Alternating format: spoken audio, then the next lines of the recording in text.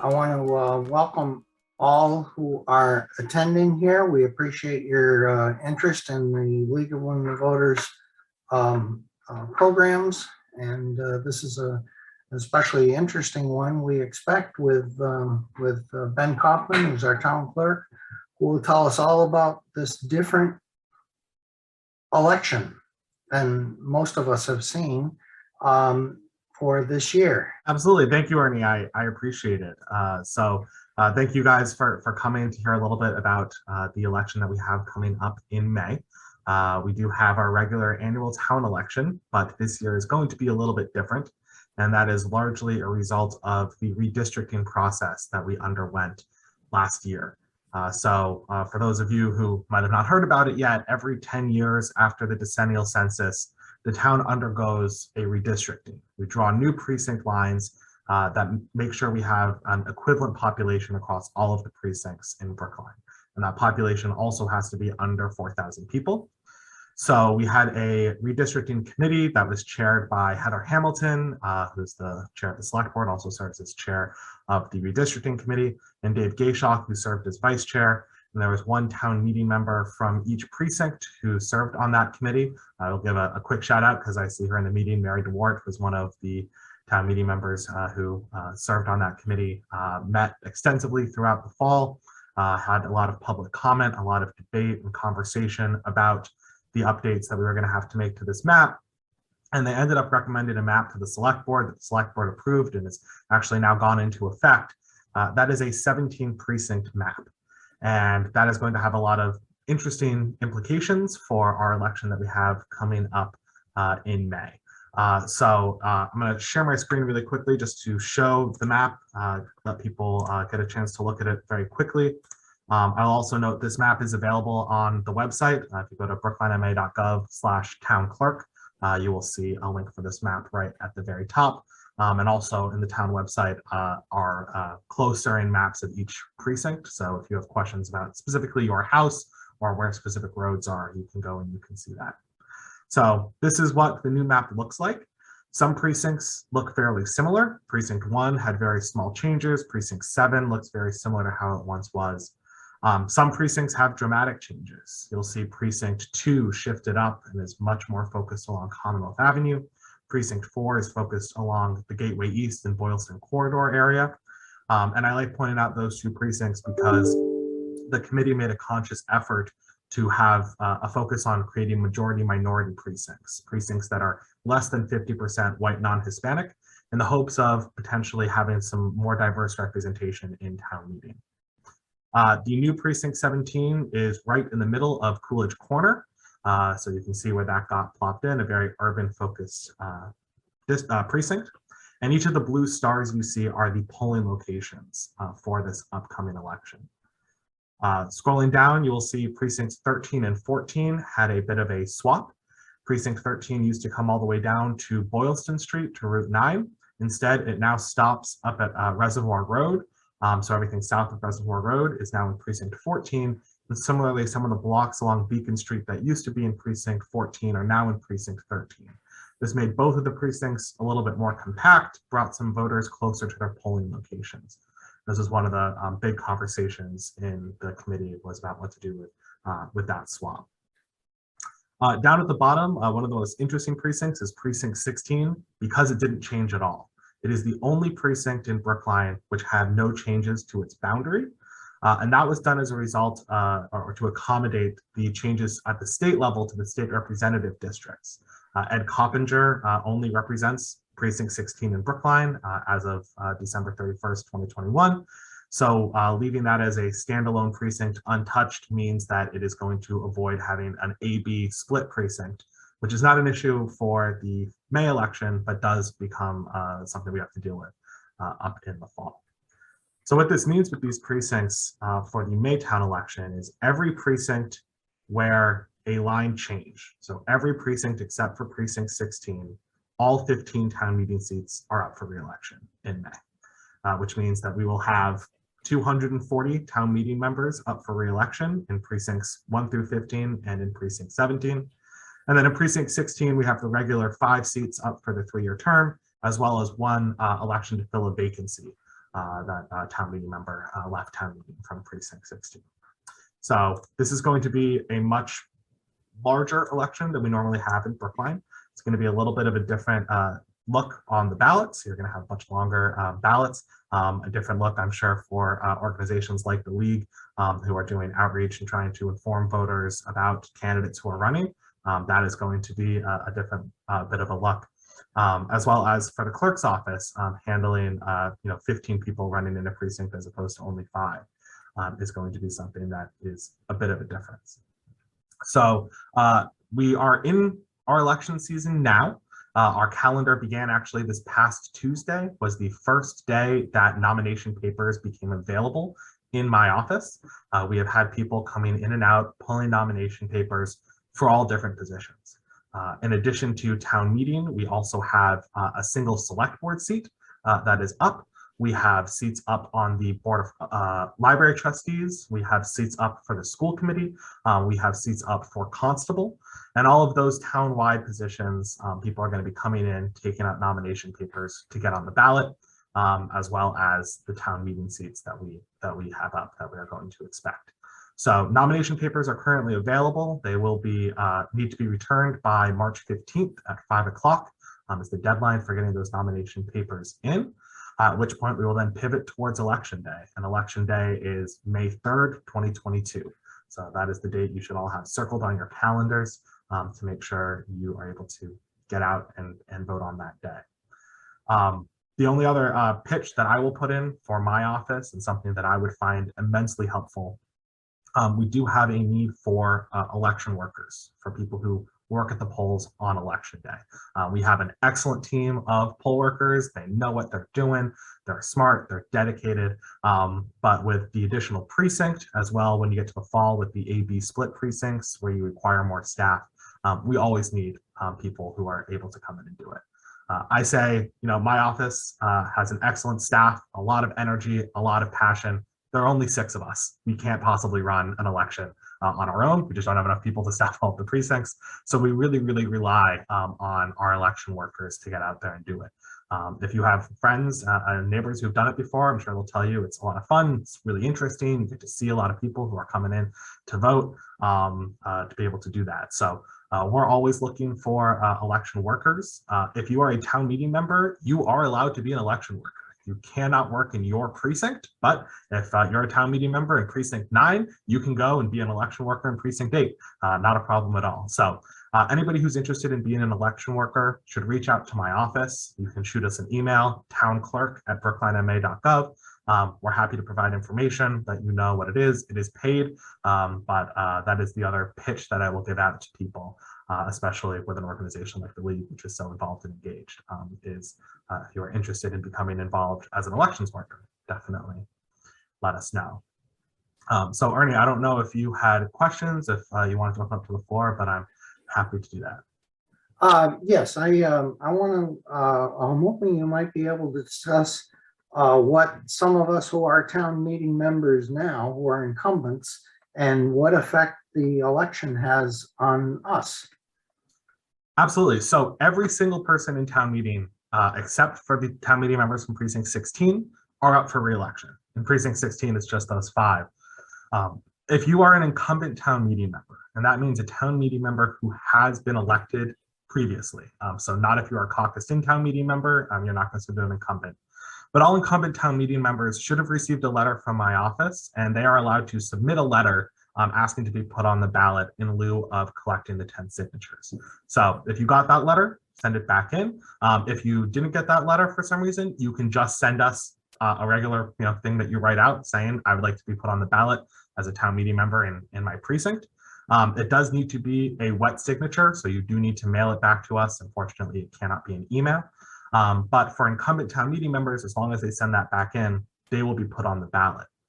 What is an interesting situation is in some of the precincts, due to the new precinct lines, you'll actually have more than 15 incumbent town meeting members in that precinct. You will still be listed on the ballot as a candidate for re-election. You still have all of those rights as an incumbent for how you're indicated on the ballot. So in some precincts, someone might pick up a ballot and see 18 candidates for re-election for only 15 seats. which will be a little bit of an interesting scenario. How people end up getting elected, the top 15 people in each precinct are the ones who get elected to town meeting. The top 5 get elected to a 3-year term, the next 5 to a 2-year term, and the next 5 to a 1-year term. So it is possible that there's a town meeting member who, ran last year, got elected, are up this year because of redistricting, and if they come in 12th place, they get elected to town meeting, but they have to run again next year. So that's how those will line up in terms of the election results themselves. The other interesting note is because we added a 17th precinct, we added 15 more town meeting members.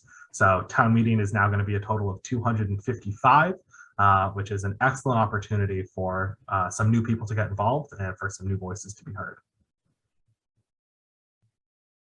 Okay, one other question I'd like to throw out is, will the voters who have been moved to a different precinct also be notified of that move by some kind of letter or something? And how about the people who did not change? Will they be notified accordingly? So that is an excellent question. Two of the biggest challenges that we're going to face with voters is a lot of voters got moved to new precincts, and also some precincts moved to new polling locations.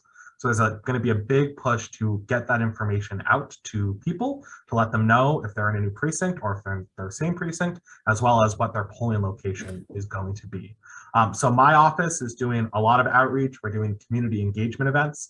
We are also planning to include in the annual town census that goes out to every household information about your new precinct and your new polling location in order to let people know if they've been moving. We're doing a lot of this outreach and we're able to reach quite a few people. But one of the things I always stress is, your community even better than we do. So one of the most helpful things for getting that information out is for you to share it among your group, among your lists. If you have, a neighborhood PTO organization, a block that, gets together and does block parties, so you have that email list. Any list of people who you have, and the more people you can reach out to and talk to about this information, the more helpful it's going to be. And while somebody might see a letter come in from the town of Brookline and not really read it that closely and might not catch that, an email from a friend is something that they're more likely to pay attention to and make sure that we get them. So we're going to be doing a lot of outreach. We're definitely going to rely on organizations like the League to help us with that outreach. But I also would encourage individuals to reach out to their own lists, to their own neighbors, to their own friends, and let them know these changes have happened and make sure they know the information for where they're going to be going and voting in May. Thank you. I'll ask one more question. What materials might be available to people who want to run for town meeting? I believe that there's like voter lists or something like that that people can get from your office. Yeah, so we will have voter lists in our office. The state maintains the voter registration database, and they are currently in the process of updating it for the new precincts. This re-precincting process happened across the state in every single community. So they currently prioritize a couple of communities that actually have elections in January and February, but they have assured me that they are getting to us, and we hope to have that by the end of the month. So we will be able to provide lists of voters by precinct to anybody who is running for town meeting. That list will include addresses, so you can go and knock on doors if you would like to, send out a mailing and reach out to people. So for anybody who is interested in getting that voter list, reach out to my office. We will put you on a list, so as soon as we get the updated numbers and information from the state, we can send that out to you and make sure you have what you need to come involved. In terms of other information that we provide, we're always happy to give advice or suggestions. And one of the other big tips that I give to people, especially people who are new running for town meeting, is reach out to your neighbors and to fellow town meeting members who've done this before. They're going to have a ton of ideas, suggestions, things that have worked for them, things that haven't worked for them, so maybe you shouldn't do that. They're a tremendous resource, and it's one of the special things about town meeting is you're going to have 15 people in your neighborhood who have been town meeting members. So reach out to them, ask for any advice. I'm sure that they would be happy to give it. Thank you. Diana Mcclure has raised her hand. If you wish to speak, I would recommend that you go to the raise hand symbol at the bottom of your screen and click on that, and a little hand will show up and we will call on you. Diana, go ahead. Okay, thanks, Ben. How are you going to communicate with all of the voters about the status or lack of status of vote by mail? Because it's so dependent on whatever happens at the state legislature and the timing, because I'm sure people are going to feel confused about what they can or cannot do and need to be reminded about what the conditions are for absentee ballots, which has always been available. So that is an excellent question. So the permissions from the state to do the expanded early voting and the expanded mail-in voting that we had throughout 2020 and 2021 during the COVID pandemic, those permissions have expired. So right now we are not going to be able to have those expanded allowances until the state acts. It makes it a tricky situation for us. We essentially are planning two different elections, one on if the state puts those permissions back in place and one if they don't.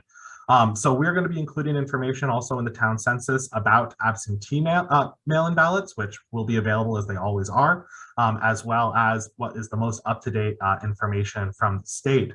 Otherwise, we're going to be making information available on the website, sending it out to our email lists, and encouraging town meeting members to send it out to their email lists. One of the most difficult things on that front is that we might not know the status of mail-in and early voting until very, very late in the process. So it's going to be a priority for us when we do get that information to potentially send out another townwide mailing, or at least make sure we post that information in many different locations, working with constables and posting notices throughout the town and community rooms and parks so that people get that information out there, as well as distributing it to the list that the town already has and encouraging others to distribute it to their list as well. Thank you. Carol Siebert, you're on. Ben, when we do the voter's guide, we rely very heavily on the contact information that we find on the website. And I'm just wondering where that comes from. Do the candidates give that to you as they apply to be on the ballot? Or is there a way that it gets in there that is less accurate than that? No, so when somebody comes in and pulls papers to be put on the ballot, we actually have a book out front where they will write down their information. They put their name, their address, their email, and their phone number, and that is all public record. So that is also what gets posted onto the website, and that is what we pull from. This year, we're actually in some ways very excited that so many town meeting members are up because they're all going to have to submit fresh information. So if there is a phone number that's been out of date for a few years, we're going to make sure we get a new phone number updated. So that is where that information comes from. And I think it's very helpful for that information to be spread far and wide. So if people want to reach out to their elected officials, they know how best to go about doing it. Great, thank you. Ben, Arthur Conquest has a question for you. Good morning. Hi. Ben, is there going to be any special outreach or services for the owner renter precincts that are being created? In other words, you know, there are going to be an inordinate number of new town meeting members in those two precincts, and maybe many of them, although they'll be running, will not have a full breadth of the concept of what it means to run in town meeting. Is your office going to do anything special to reach out to those individuals? So we are going to be doing targeted outreach for certain precincts as well as certain populations that we know have been underrepresented in town meeting. So we're partnering with many of the organizations in town, including with the Senior Center, with Brookline Housing Authority, with the libraries, to go into communities and have informational tables, doing voter registration, telling people about town meeting, how to run, and how to get involved. So we're going to be doing some of that targeted outreach, which is going to include for some of the precincts which have fewer incumbents than there are open seats, to make sure that people know what's going on and know that they have this opportunity to get involved in town meeting. And when will that start? So we are actually going to be starting in February, doing that outreach, and a lot of it is going to be contingent upon COVID and the ability for us to go in. But right now we have a series of dates throughout kind of early and mid-February where we're going to be going into a lot of these communities to do tabling and information spreading. Thank you. Let me ask Ben a question, further question regarding the voters list. It's my understanding those lists have indicate who has voted in recent elections. That's particularly helpful for people who are running for re-election or running for office for the first time. They can concentrate on the people who always vote. And we're fortunate in Brookline that we do have a good amount of people who vote election after election. Not enough, I would say, but there are a number of them. Can you comment on that? Yeah, so we do have a way to produce lists of what we call frequent voters, which are voters who show up fairly consistently. We even have a way in some instances to get a little bit more specialized. So for example, if you wanted a list of people who voted in the town election in 2021, we can provide that list for you as well. And that is a very helpful way when you're trying to narrow your efforts down, especially in a town election. Town election turnout tends to hover around 15 to 20% if it's a competitive race, be a little bit higher if there's a ballot question or a competitive select board race, can be lower if there isn't an interesting race at the top of the ballot and there's not as much energy being generated. So we can definitely provide lists that are a little bit more focused and concentrated on frequent voters or voters who voted in a recent town election or who voted in a recent few different elections. But I think it is also going to be an interesting chance with this election, having so many seats up in town meeting for potentially a little bit of a higher turnout, some extra people who are showing up to vote because it's this opportunity to reshape town meeting and to make sure that everybody gets new voices in there. So we can provide lists that are tailored and customizable for what you guys need. The one thing that I will ask is a little bit of patience if you are requesting kind of a more tailored list. The general voter list we have as an Excel doc and we can just attach to an email and send to you. For the more tailored ones, we usually have to actually export that from the state system. It can take a day or two for that to be processed. So if you do want a more tailored list, we can do that. We just ask you to be a little bit patient with the timing on them. Okay, Joel Schoner, you have your hand up. Go ahead. Okay, yeah, hi, Ben. I've been doing the voter's guide for a number of years now, so you'll probably hear from me quite a bit. But is there anything out now on the town clerk's website that summarizes all the changes and stuff about the way the voting will work and the number, you know, voting for like 15, the top 15, and just something that, you know, that I can copy and send out to certain people, particularly some of the people, since I work at the polls also, some of the poll workers, and give them a heads up. And absolutely. So we have, if you go on the town clerk's webpage, there's an elections information link. And that is where there's information with the calendar and stuff like that. Below it, we did put an FAQ section where we put some of the questions that we've gotten and some of our answers. I would also encourage, if you're looking at that and you've got other questions that aren't in there, let me know. I'm happy to expand and add to that FAQ section. What's in there right now are some of the top line questions that we've heard from people about this May election. So that's an excellent source of information. And if there's a question that's not answered in there, let me know, and I'm happy to add more FAQs as okay, well, you'll probably hear from me. Absolutely. And thank you for the work that you do on the voter guide. I know that it is not easy hunting down you know, all the responses, and I'm sure with 240 some odd town meeting members running, it's going to be well, the town clerks has always been a big help to me, so thank you. Absolutely, and happy to be as much as we can. Hey, Ben, Rebecca Stone has a question for you. Rebecca? Off the audio. Yes. Thank you. Good morning. Hi, Ben. And thanks for answering my questions that I emailed to you, many of which have been repeated here. I had two based on what you said this morning. One is you seem to say that you have the ability in your office and not the Secretary of State to issue lists of registered voters in each precinct. That would be really helpful to see. And I think just in terms of learning what the implications are of the new precincting, it would be, I've heard some concerns because re-precincting was based on residents, not on registered voters. The concerns about some of the new, precinct 17, precinct 2, where the big changes were made, it would be really interesting to see the number of registered voters in those new precincts. And I think that would be really helpful for the town meeting members who are in those precincts as well. So have you done that already, or are those available somewhere, or could we get them? So yeah, so that is an excellent question. You're correct that the redistricting process is based on census numbers, which counts everybody, not only registered voters, not only US citizens, everybody who is living in Brookline at that time. So there will be differences between that and the actual registered voter list. That is one of the lists that the Secretary of State's office is in the process of updating. We have the list of registered voters. It is simply not been updated with the precincts that they are in.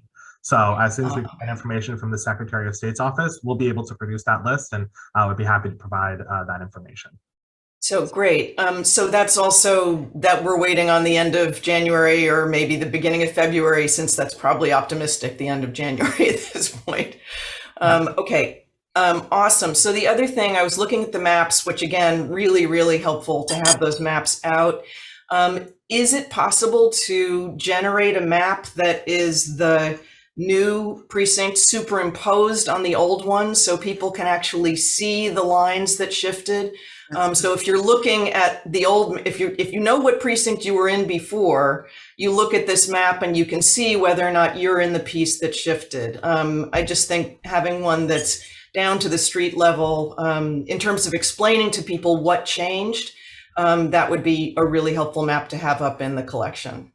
That is an excellent suggestion. I'll reach out to our town IT staff, who are our map gurus, and see if they can make one of those maps, because I think that could be a very interesting map to provide. Awesome. Especially for people who are unsure if they've moved from one precinct to another. To be able right, to, exactly. It's a great idea. Okay, thanks. Mary Duarte, you have a question for Ben? Yes, just also thanks to Ben. I was on the redistricting committee, and he is so up to speed and willing to make this successful. I just want to thank him so much personally for helping guide us through that complicated process. And one of the things that came up in the redistricting discussion was low voter turnout. And I'm in precinct 3, and we've had one of the lower voter turnouts in the past. And I'm wondering if the new town website that is sort of a news access could begin to talk about the re-precincting, redistricting process and have an occasional reminder, because I think it's going to be a big change, not just for the people who are trying to run for town meeting, but the people who are going to vote. And I think that the email is a likely access for many people as much as the written mail. So I'm thinking, can we brainstorm ways to get voter turnout and walk people through the changes, not just for the polling location, perhaps, maybe some will be the same, but for the overall shift that is the result of the census redistricting. I think that's an excellent idea. I'm very interested in leveraging every source of contact we have in the town, and that's mailings, that's emails, even if we're just having, a meeting, and if it's tangentially related to elections, letting people know. And what's also important to note is we're going to be doing a lot of outreach and information for the May election. We're going to have to do it again in September and again in November when we have the state election. They have a different situation with AB split precincts that we're going to get information about. So I think it's a project that both we want to gear up for now and make sure we're reaching out to people in a lot of different ways throughout the spring, but make sure we also have ways to reach out to people again in the fall to remind them of some of the changes that might have happened. And you get a larger group of people. More people are going to be showing up in November for some of the top level statewide races then are going to be showing up even at the May town election. So I think it's something that is important to utilize all of the different ways we have to reach out to people and make sure we're doing it beyond just May and continuing to have that communication go throughout the year. Thank you, Ben. Diana Mcclure, you have a question for Ben. Two things. I was just thinking with the question that was just asked about the superimposing on the map what the old precinct was and the new, so people have that visual representation. I think it would be a good idea to do that. I don't know how many AB precincts there are. I'm in precinct 5 and I know that's an AB. And I think it would be very interesting. I mean, I need to know who my state rep is. And I noticed because of some letter writing I was trying to do yesterday that Nika Elugardo is still listed, when I put my address in, still listed as my representative. And so I wasn't aware for sure when the change actually was occurring.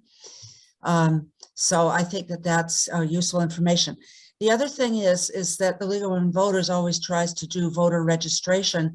And I'm just curious how you said you're going to reach out a lot to do voter registration. What does that mean? I just don't know what you do. And I think that it should be coordinated however the league can help you to enhance this. Absolutely. So to answer the first question, I think it's also a great idea to put together a map that superimposes the state representative districts.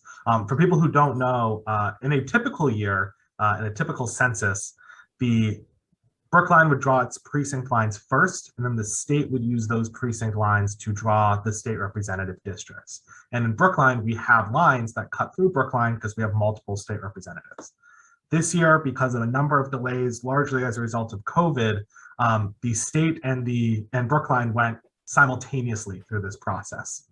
As a result, the state actually used the old precinct map to draw these state representative districts. So the districts do not line up perfectly with our new precincts. So there are 3 precincts that are impacted by what we call AB split precincts, and they are precincts 5, 13, and 14. So precinct 5, part of it is Ruth Balzer's district, part of it is Tommy Vitolo's district. Precinct 13 and 14, both of them have partially Ruth Balzer and partially Kevin Honan, who's another one of the new state representatives we have in Brookline. So when we get to, especially preparing for the fall, we want to make sure that that information is clear for people in those precincts to know who they're going to be showing up and voting for. They show up to the same place, the polling location hasn't changed, but it is going to be a different ballot depending on which part of the precinct you live in. In terms of the information that I believe you said that you've gone to the secretary's website, you can type in your address and it will tell you who your representatives are. That pulls from the same database that they're updating right now. So I believe right now it is still having the old state representatives. So when that gets updated, it should also update the secretary's website. It is important to know that all of these maps went into effect on December 31st. So even though that website has not been updated, you are being represented by your new rep, depending on where you're living in Brookline. So that is an important thing to know. And I'm hoping that the secretary's office is able to bring that fully up to date soon, because there's still work that's happening up at the State House. We want people to be able to reach out and speak to people up there, even if it doesn't impact, even if the state rep doesn't impact our election yet, because it's not until November. We want people to be able to effectively reach out to their representatives. In terms of the question about doing voter registration, we really want to supplement the work that the league does. You guys are excellent at this. You guys have been doing this for years. You've been out in the community. You know how to do voter registration drives. So we don't want to step on toes. We want to provide assistance where we can and provide supplemental help if there are other locations that you want to do. We are partnering with the Office of Diversity, Inclusion, and Community Relations, have been doing a big drive around a community engagement plan. So each department has put together community engagement goals. And one of our big ones is engaging the community more in voter registration and getting people to run for office.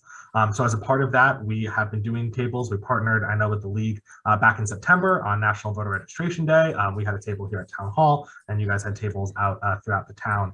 And on that kind of same vein, we have a table coming up at the Senior Center in February, a couple of tables at various Brookline Housing Authority buildings throughout the spring, and at the libraries. So we definitely are interested in working with you guys on both. If you have people who want to come and help out at that table, if we're going to be, at the Senior Center and you want to, send somebody to help out with that. But also if we're going to be at the library in Putterham and you want to be at the library in Coolidge Corner, that's great. And if you can provide, some extra help to make sure we have double coverage, that's always the best thing in the world. And then, of course, if you guys are doing your own voter registration drives, any opportunity we have to provide materials, to provide information, to even provide some staff who can go and answer more in-depth questions if people got wonky questions about town meeting and things like that. We definitely want to be a resource for you to be able to do that more effectively.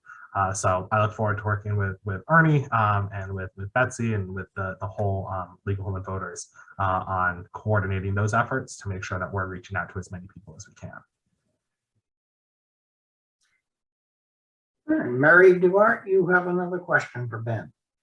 I do. I'm interested in, voter turnout and as one of the issues that came up again and again at the redistricting meetings. And one of the things, for example, Precinct 3 has a lot of apartment buildings, and often it's very difficult to get inside to talk to people. Michael Dukakis is in Precinct 3, and he's trained us all about door-to-door canvassing, which is a really important thing. So I'm wondering, one, is there going to be a guide for people who are running for town meeting, even those of us who have been town meeting members and new town meeting members?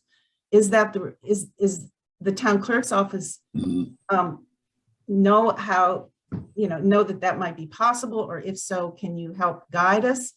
And two, how to specifically reach people inside apartments on a door-to-door level, and suggestions for that? That is an excellent question. In a prior life, before I was town clerk, I did a lot of work on campaigns, and I have been kicked out of my fair share of apartment buildings while out knocking on doors. It is really difficult, especially in a community like Brookline, where we have so many people who live in large apartment buildings. We want to make sure that they have the information they need, and also that people who are running for office are able to talk to them. So I think the idea of a kind of voter, whether it's a candidate guide or even just some candidate advice, I think it's an interesting idea. I don't think we currently have one in the town clerk's office, but that's definitely something I'd be interested in looking into if we can provide that kind of information to help people reach out. What also could be helpful is we do have phone number lists that can be accessed. So for some voters, even if you can't get into the building to talk to them, opportunities to call them and speak to them on the phone at least gets you some level of contact. So I think that's a very interesting idea, and one that I definitely be interested in exploring.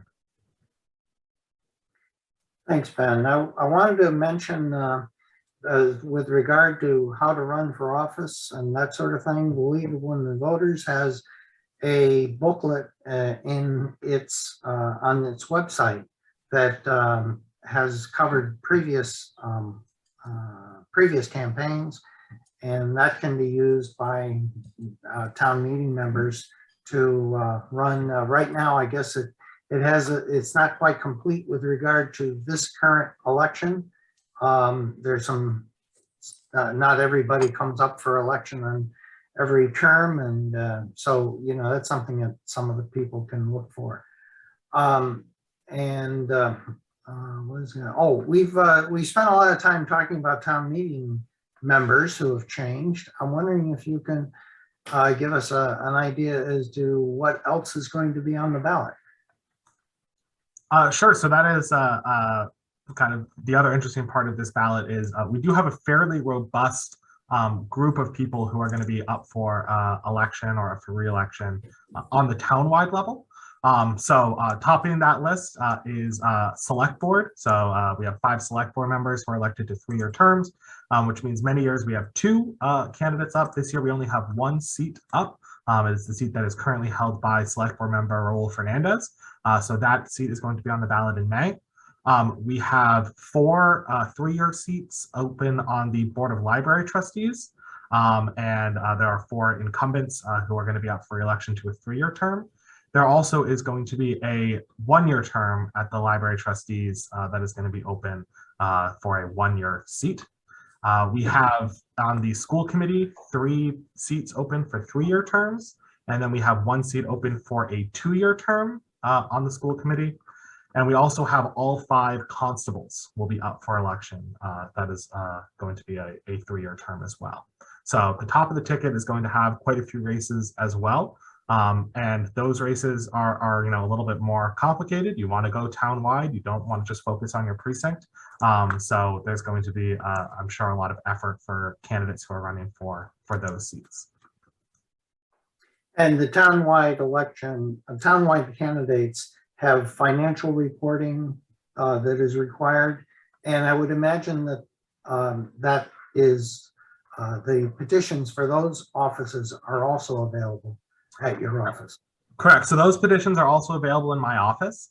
If you run for townwide office, you need to collect 50 signatures from registered voters anywhere in Brookline.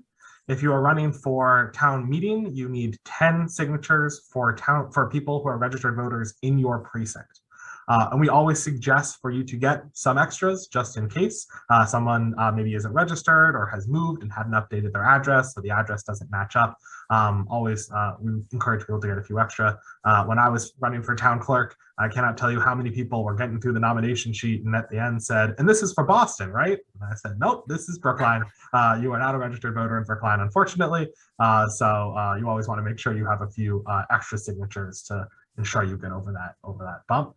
And in terms of campaign finance reports, that is correct. Town meeting members do not need to file campaign finance reports. But if you are a candidate for townwide office and are going to be fundraising or spending money, you do need to hit those reporting deadlines. There are typically, if your election is happening this year, then there are usually 4 deadlines you have to hit. You have a 15-day before the election deadline, an 8-day before the election deadline, a 30-day after the election deadline, and then you'll have a year-end report at the end of 2022, just to make sure we cover the entire year, all the money that you've raised and all the money that you've spent. So that information is all available on our website, as well as OCPF, which is the state level Office of Campaign and Political Finance. They're a phenomenal resource if you have questions, want to get information about all of that. So if you are planning on running for townwide office and are looking to ramp up your campaign, feel free to reach out to us and we can provide you some of the information for making sure your campaign finances is all in line. Thank you. Arthur, you have another question for Ben. Ernie, actually, this is for you and other people from the league who are participating in this Zoom meeting. One of the main reasons that I've joined this session is because I'm really interested in trying to get people from the housing development, both of them in 5, or it might be 4 and 2, to participate in town government. And many of them are going to be new. I can't and don't want to do it all by myself. How much assistance am I going to be able to get from the league? I asked Ben that question before, and now I'm asking the league, how much are you guys going to be able to assist in doing any of the organization or recruiting or whatever towards this endeavor? I would say, well, we would provide some guidance to people, especially town meeting members who are representing those precincts. And I guess it's a matter of, for the housing authorities or the we need to find contacts for all of these locations and arrange for, I know the Brookline Housing Authority is a good focus on people who can assist us with that. And it's probably a matter of setting up meetings to get the word out and interest people in voting. and we will we'll do what we can do with that. Like many organizations, we have a limited number of people, so anybody that's on the call or knows of other people who would like to share in this, I recommend them getting in touch with the league, and we will try to spread the effort a bit. Arthur, is that good for you? So, yeah, right. Okay. So I know you, Ernie. I know Betsy DeWitt. Okay. And I know Miss Mcclure. I don't have to do it now, but at some point I'm going to come back to you and say, give me some contacts. Okay. Who would be able to assist. Okay. Very good. Okay. Thank you. We'll look for that. Okay. Perry Grossman, you have a question. Yes, hi there. Thank you. And I'm sorry I joined late, so I missed a lot of what's going on. I am in Precinct 5. I live on Jamaica Road, and I plan on running for town meeting. And I would be happy to reach out the High Street veterans, Arthur, and work with you in some way on getting out the vote there. I think that would be great. Thank you. And then my other question was going back to filing reports for town meeting, and if you have any advice on asking for donations. Do we need to set up separate bank accounts from our personal bank accounts, or do you have advice on setting up websites or using, whatever, PayPal or other Venmo or et cetera? Thanks. Sure. So actually, yours is a very easy answer, and that is if you're running for town meeting, you do not have to do campaign finance reports. Campaign finance reports are for townwide offices, but town meeting members are exempt from that requirement. So you don't need to worry about reporting anything. Okay. And any advice on asking for donations and how we do that? Should we set up a separate bank account, or do you know what other people have done in terms of? So I think it's usually at the comfort of the candidates, whether or not they set up a separate bank account to keep it separate is entirely at their discretion. And you're definitely welcome to do that. I know a lot of people when they're running for office, the place where they'll start is with their own personal network. Reach out to family, to friends, to coworkers and colleagues. Let them know that you're running, and let them know how they can help out. And some people want to help by donating money. Some people want to help by donating time. Some people want to help by donating talent. I know as somebody who has run for office a few different times, you rely on that personal network to really help you out with that. So my top advice is just reach out to the people around you, let them know that you're interested in, you're going to be running for this office, and here's why, and here's some ways that they can help you out, and see what they come back with. It's always a fun part of the gig.